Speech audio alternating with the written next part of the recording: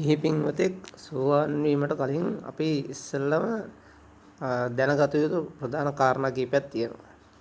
ඒ කාරණා තමයි අංක 1ට අපි ධර්මය දැනගන්න ඕනේ. එතකොට ධර්මය කියන්නේ මොකක්ද කියලා තමයි දැනගන්න ඕනේ අපි. එතකොට තව ධර්මයේ තුල අපි කියනවා අපිට ධර්මයේ තුල දේශනා කරනවා මේ ආයතන නිසා තමයි යම්කිසි කර්මයක් අපිට සිද්ධ වෙන්නේ කියන එක. එතකොට ඒක දැනගන්න කලින් අපි ආයතන කියන්නේ මොනවද කියලා දැනගන්න ඕනේ ඉස්සෙල්ලම. ඊට ප්‍රථමයෙන් ඕනම වැඩක් කරන්න කලින් අපි নমස්කාරය කියලා බුදුන් වැඳලා තමයි දෙයක් පටන් ගන්න ඕනේ. ඒ නිසා ඉස්සෙල්ලා අපි ඒක පටන් ගමු. নমස්කාරය කියමු ඉස්සෙල්ලාම. නමෝ තස්ස භගවතු වරහතෝ සම්මා සම්බුද්දස්ස නමෝ තස්ස භගවතු වරහතෝ සම්මා සම්බුද්දස්ස නමෝ තස්ස භගවතු වරහතෝ සම්මා සම්බුද්දස්ස සාදු සාසු බුද්ධං සරණං ගච්ඡාමි ධම්මං සරණං ගච්ඡාමි සංඝං සරණං ගච්ඡාමි ဒုတိယံ බුද්ධං සරණං ගච්ඡාමි ဒုတိယံ ධම්මං සරණං ගච්ඡාමි ဒုတိယံ සංඝං සරණං ගච්ඡාමි තතියම් බුද්ධං සරණං ගච්ඡාමි තතියම් ධම්මං සරණං ගච්ඡාමි තතියම් සංඝං සරණං ගච්ඡාමි සාදු සාදු සාදු. ඔය වගේ ආතාරියක් කියලා ඊළාට ඉතිපිසෝ ගාථාව කියනවා. ඉතිපිසෝ භගවාන් සම්මා සම්බුද්ධෝ විඤ්ඤාචන සම්පන්නෝ සුගතෝ ලෝකේදෝ අනුත්තර පුරිසදම සාති සත්තා දේව මනසානම් බුද්ධෝ භගවාති සාදු සාදු සාදු. දැන් පටන් ගන්න ඕනේ ආයතන කියන්නේ මොනවද කියලා ඉස්සෙල්ලා දැනගන්න ඕනේ. එතකොට ආයතන බුදුදහමේ කියනවා හයක් තියෙනවා කියලා අපිට. එක තමයි ඇස. ඇස ඊළඟට කන, නාසය, දිව, ශරීරය, මනස කියලා ඔන්නම හයක් තියෙනවා. එතකොට මේ ඇස කියන්නේ ඇසෙන් ආයතනයක්, ඇස ආයතනයක් වෙන්නේ කොහොමද? එතකොට ඇසත් ඇසේ තියෙන චක්කු ප්‍රසාදය කියලා එකක්. චක්කු ප්‍රසාදයයි එළියේ දකින ඒ චක්කු ප්‍රසාදය නිසා තමයි අපි රූපයක් දකින්නේ. චක්කු ප්‍රසාදයයි විඥානය කියලා එකක් හට ගන්නවා. ඒ විඥානයයි එළියෙන් දකින ඡායාවයි ඇසයි. ඔය කාරණා තුන මුල් වෙන්න ඕන අපිට ආයතනයක් කියන්නේ රූපයක් දකින්න. එතකොට ඔය ඒ රූපය සහ ඇස දෙක එක්ක වුණාට පස්සේ විඥානයක් හට ගන්නවා. අන්නේ විඥාණයෙන් තමයි අපි රූපය ග්‍රහණය කරගන්නේ. එතකොට විඥාණයෙන් අපි රූපය ග්‍රහණය කරගන්නවා. එතකොට විඥාණය එක්ක අපි දකිනවා රූපයක්. ඒ විඥාණයෙන් දකින රූපය නිසා අපිට රූපේ යම්කිසි හැඩතල මනසට එනවා. ඒ මනසෙන් ඊට පස්සේ අපිට තියෙන හැඩතලත් එක්ක ආසාවක් කියන එකක් හට ගන්නවා. ඒ ආසාව නිසා තමයි මිනිස්සෙක් ඒ ආසාව එක ප්‍රභේද තියෙනවා. කියන්නේ වැඩි සහ අඩු. ඒකට ගොඩක් වැඩි වශයෙන් අපිට යම්කිසි රූපයකට ආස කරනවා නම් අන්නේ රූපය තමන් කැමැත්ත බවට පත් වෙනවා. ඒ කැමැත්ත නිසා නැවත නැවත හිතන්න බලනවා ඒක. නැවත නැවත ඕන තමන්ට අවශ්‍ය කරනවා. අන්න එතන ඒ තත්ත්‍රපත් වෙනවා කියන්නේ රාග සිත ඇති වෙන කියන එක තමයි එතෙන්ට ඒ කියන්නේ ඒ තත්ත්‍රපත් වෙනවා කියන්නේ රාගී බවක් ඇති වෙලා තමයි එතෙන්ට යන්නේ. එතකොට එතන උපාදානයක් හටගෙන තමයි රාගසිතක් ඇති වෙන්නේ. එතකොට ඒ රාගසිත නිසා අපිට නැවත නැවත උපාදාන වීම වෙනවා. අන්නේ උපාදානය නිසා තමයි අපිට භවය හටගන්නේ. එතකොට ඒ ඇස නිසා. එතකොට කනින් සද්දයක් ඇහුනම ඒ කනයි අර ශබ්දයයි විඥානය තුන එකතු වුනහම ශබ්දය අපිට ඇසෙන ගතිය තියෙනවා. එතකොට ඒ ඇසීමත් එක්ක ඒ ඇසෙන එකේ ඇසෙන එකට තමන්ගේ සිත යන ප්‍රමාණය අනුව තමන් ගන්න ප්‍රමාණය අනුව අඩු වැඩි වශයෙන් ගමන් වැඩියෙන් ගත්තොත් ඒ වැඩි ගන්න ප්‍රමාණය තමයි රාගීව තමන්ට ගෙනෙන්නේ.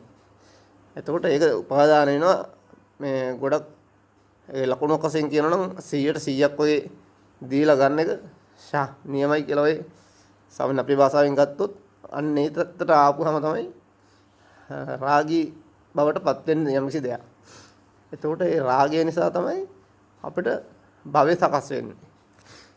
එතකොට අපි ඒක සාමාන්‍යයෙන් ගත්තොත් ඒ කියන්නේ 150ක් වගේ 50 ගන්න අවස්ථා තියෙනවා 100ට 100 ගන්න අවස්ථා තියෙනවා 125 ගන්න අවස්ථා තියෙනවා. ඒ හරස් තුනකට තමයි මේක ගන්න අපි. එතකොට 125ක් නැතුව 100ට 100ක් නැතුව 150 වගේ තමන් හිතනවා නම් දෙයක් 150කින් වගේ. එතකොට ඒකට ඇලීමක් ගැටීමක් සිද්ධ වෙන්නේ නැහැ. ඒක මධ්‍යස්ථ මට්ටමේ තියෙනවා කියලා තමයි බුදුදහමේ දේශනා කරන්නේ මේ සිද්ධිය. එතකොට අනිත් ආයතන තව ආයතන තුනක් තියෙනවා. ඒ ආයතන හතරක් තියෙනවා. ඒ ආයතන හතරත් ඔය විදිහට තමයි ගමන් කරන්නේ. අපිට සිද්ධ වෙන්නේ යම් කිසි දෙයක් ආයතනයක් වශයෙන් වැඩ ගන්න ඕන ඔය විදිහට. එතකොට අපිට තව දැනගන්න ඕනේ අපි මේ විඳින්නේ සැපද්ද දුකද්ද කියන එක. අපි සැපද්ද දුකද්ද මේ විඳින්නේ කියලා දන්නේ නැත්නම් අපිට ඒකෙන් මිදෙන්න බෑ. ඒක තමයි ප්‍රධාන කේස් එක. ප්‍රධාන ප්‍රශ්නයක් තියෙන මෙතන. එතකොට නිකන් හිතලා බලන්න ඕන කෙනෙක් මේක අපිට දැන් අපි මේ විඳින්නේ සතුටක්ද දුකක්ද කියන එක. එතකොට අපි නිකන් යම්කිසි එක දෙයක් ගත්තොත් අපි කන්න බොන්න ඕනේ. කන්න බොන්න ඕන එක අපිට නිකන් හම්බෙන්නේ නැහැ. එතකොට අපි ඒකට රැකියාවක් කරන්න ඕනේ. ඒ රැකියාවක් කරන්න අපි කොච්චර මහන්සි වෙන්න ඕනේද? අපි සාමාන්‍යයෙන් අද කාලේ හැටියට ලක්ෂයක්වත් පඩියක් නැත්නම් අවම 50ක්වත් නැත්නම් ජීවිත වෙන්න අමාරුයි.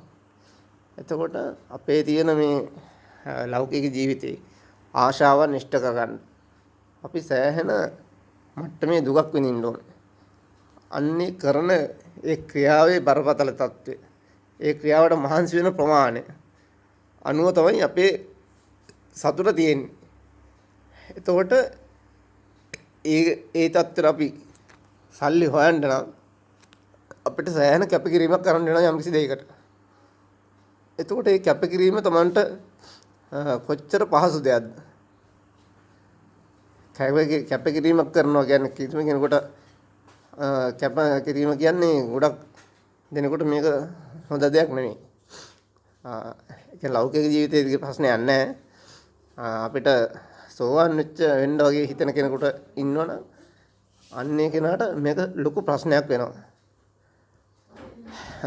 එයාට කියන්නේ සෝවාන් සකෝර්දාගාමි අනාගාමි අරහත් වගේ තත්ත්වයකට සිත ක්‍රියාත්මක කරන කෙනෙකුට මේ තත්ත්වෙන් අනිවාර්යෙන් මිදිය යුතුයි.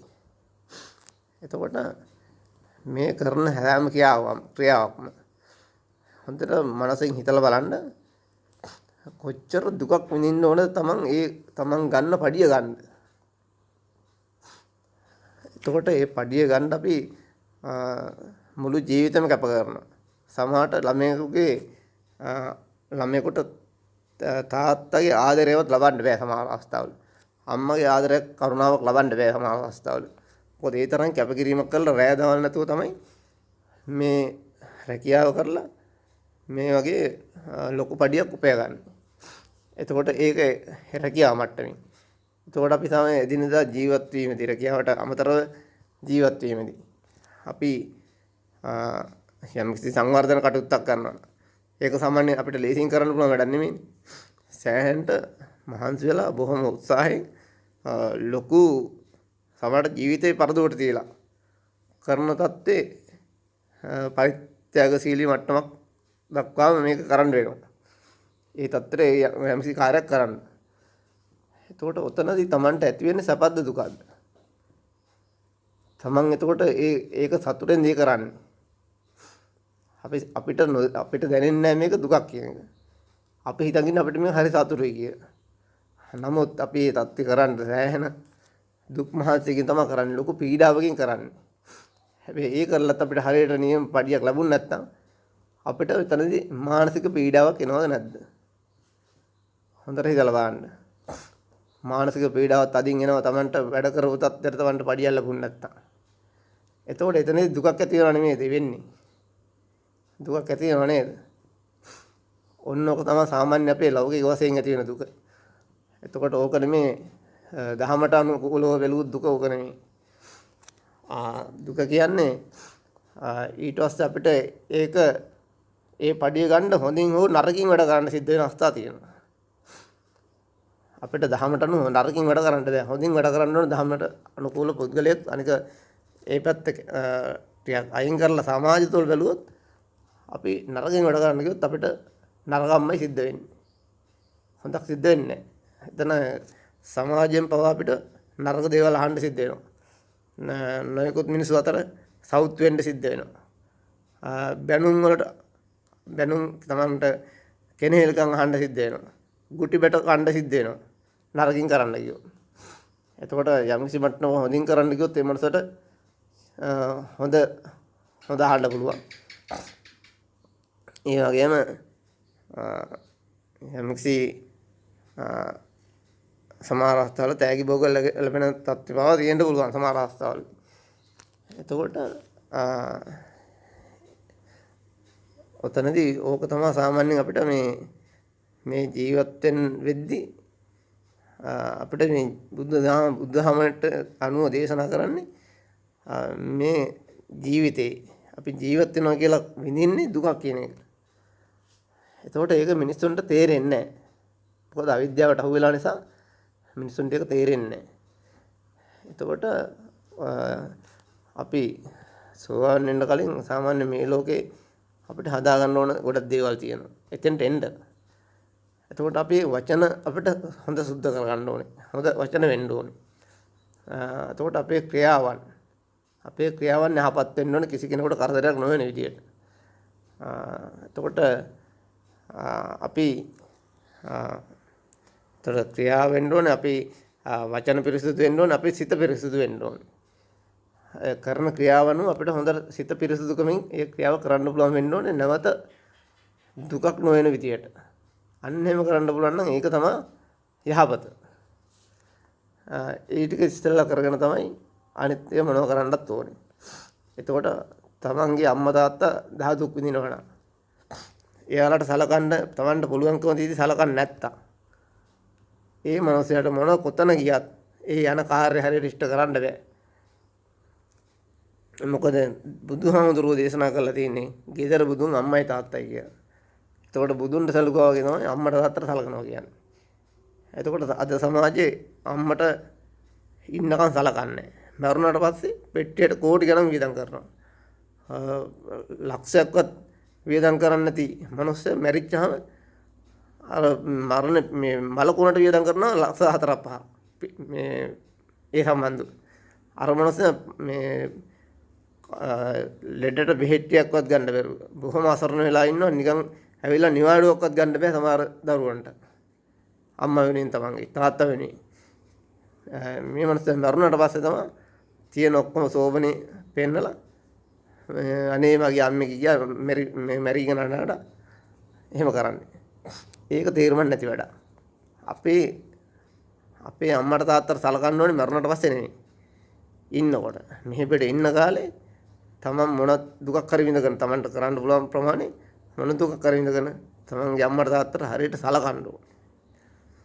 ඒ සලකන ඊට පස්සේ ඒ කට්ටියගේ ඉන්න ආශිර්වාදෙ මැද ඕන ඵලයක් තමන්ට ළඟා කරගන්න අවස්ථාව හිමි වෙනවා බුද්ධහමට අනුව. එතකොට ඒ ටික කරන්න ඕනේ. එතකොට තමන්ගේ දරුවන්ට හොඳින් කතා කරන්න ඕනේ. තමන්ගේ වැඩිහිටියන්ට ගරු කරන්න ඕනේ. ගුරුවරයාට ගරු කරන්න ඕනේ. ගුරුවරයෙක් ඉස්සරහට දැක්කොත් තමන් ඉඳන් හිටියොත් නැගිටලා ආචාර කරන්න ඕනේ. එතකොට වැඩිහිටියෙක් ගෙදරට આવොත් නැගිටලා හොඳින් කතා බහ කරලා එයා පිළිගන්න ඕනේ. එතකොට යම්කිසි අවස්ථාවකදී තමන්ට බැන්නොත් කෙනෙක් ඒකට ගැටි යන සිරිතක් නැහැ. හොඳ මිනිස්සෙක් නම් තමන්ට ඉවසීමේ හැකියාව තියෙන්න ඕනේ. සාමාන්‍ය මේ ලෞකික සමාජයේ ඔන්න ඔය කාරණා ටික තියෙන්න ඕනේ. ඔය ටික හදා ගන්න ඕනේ ඉස්සෙල්ලා ඔය මොන ඵලයකට යන්න කලින්. එතකොට තව අපිට ගිනි අවිලන අවස්ථා තියෙන ඕන තරම්. එකක් තමයි ගිනි වර්ග මට මතක හැටියට 6ක් තියෙනවා. එකක් තමයි මේ කාම ගින්න කියන එක. අනිත් එක තමයි ද්වේෂ ගින්න. තව එකක් තියෙනවා මෝහගින්න, ඊර්ෂ්‍යාගින්න, ක්‍රෝධගින්න, වෛරගින්න. ඕවා ගිනි කියන්නේ මේ සාමාන්‍ය මේ අපේ ඇති වෙන ලැව් ගින්න වගේත් නෙමෙයි. ඊට වඩා ප්‍රබල ගිනි. වෛර ගින්නක් ඇති වුණොත් කෙනෙකුට ඒක පරම්පරා ගන්න. පරම්පරාව කොච්චර සීමා කරන්නද? ඉපදෙන වාරයක් ගන්න. ඒ අනිත් මිනිස්සයා තමන් වෛර කරන අනිත් ප්‍රතිවාදියා ඉපදෙන වාරයක් ගානේ තමන් කිරුවේ ඒ මනසට ගහලා හිංසා කරපේකන තමන්ට ඒක විඳින්න වෙනවා ආත්මයක් ගන්න. ඉපදෙන ආත්මයක් ගන්න විඳින්න වෙනවා. ද්වේෂ කරොත් ඉපදෙන ආත්මයක් ගන්න විඳින්න වෙනවා. ඒ ආත්මය කොච්චරද කියලා බුදුදහමේ අනුව කිව්වොත් අපිට හිතා ගන්න බෑ කල්ප ගණන්. එතකොට කල්ප ගණන් අපිට අපි කල්ප ගණන් ඕනේ මේ ආත්මේ තියෙන කරදර වලින් ජීවත් වෙන්න බැරුව, කරදර විඳගෙන ජීවත් වෙන්න බැරුව අපි ආත්ම ගණන් කොහොමද කරදර විඳින්නේ? අන්න එක තේරුම් ගන්න ඕන මිනිස්සු.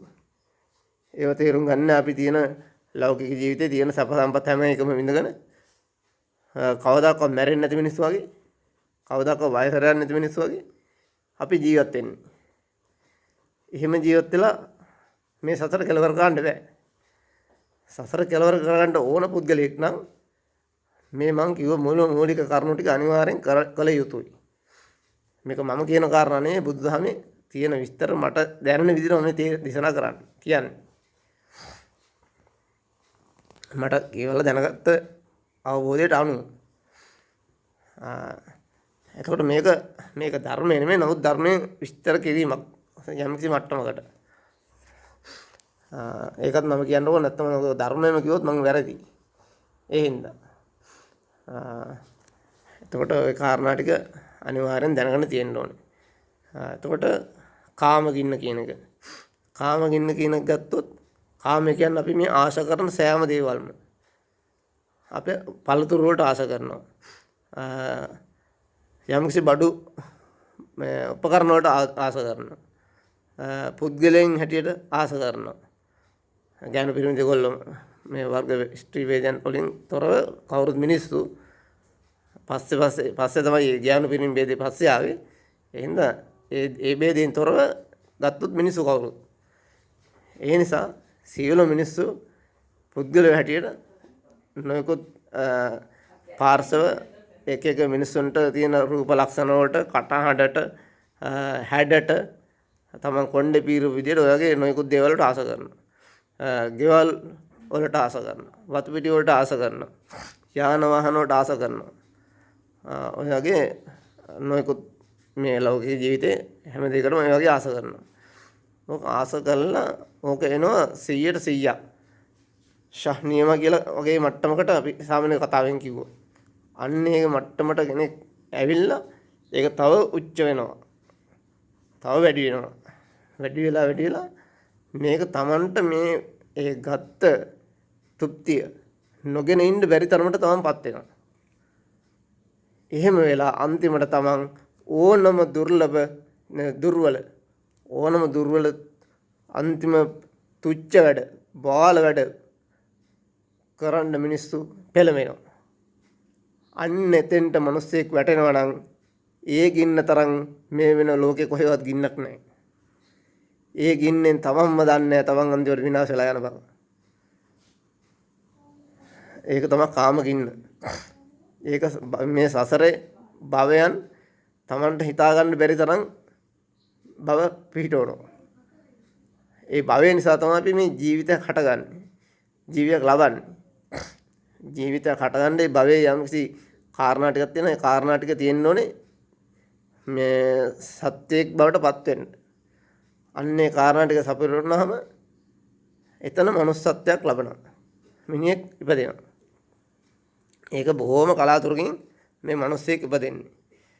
එතකොට බුද්ධ ධර්මයේ දේශනා කරනවා කන කැස්බෑව වියසිතුරින් එළිය බලනවා වගේ. ඒ වගේ දුර්ලභ කාර්යයක් තමයි මේ මනුස්ස ජීවිතයක් ලබනවා කියන්නේ. එතකොට මේ මිනිස්සුන්ට තේරෙන්නේ නැහැ මේ මනුස්ස ජීවිතේ කොච්චර වටිනවද කියලා. එතකොට මනුස්සත්වයක් කියන අංග සම්පූර්ණ මිනිහෙක් වෙනවා කියන්නේ මහා බරපතල ගියාත්මක ආනන්තර්ය කුසල කර්මයක් කරලා ගත්ත දෙයක් තමයි මිනිස් භවය කියන්නේ. එතකොට මේ අංග සම්පූර්ණ මිනිස් භවයක් ලබා ගන්නවා කියන්නේ ආනන්තර්ය කුසල කර්මයක් කරලා තියෙන්නේ. ඒ ගන්න කෙනා. එතකොට හැම මිනිහෙකුටම මේ ලෝකේ මේ ලංකාවේ ඇවිදින්න බෑ. ලෝකේ ඇවිදින්න බෑ. හැම මිනිහෙකුටම කන් ඇහෙන්නෙත් නැහැ. හැම මිනිහෙකුටම ඇස් පේන්නෙත් නැහැ.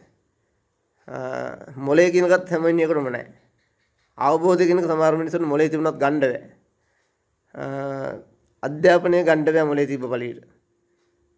එතකොට ඒවා අධ්‍යාපනයන්ගේ ආරෝලින් එන්න ඕනේ වගේ දේවල් තියෙනවා. ඒ වගේ මහා ගොඩාක් දුර්ලභ මිනිස්සු මේ ලෝකේ ඉන්නේ.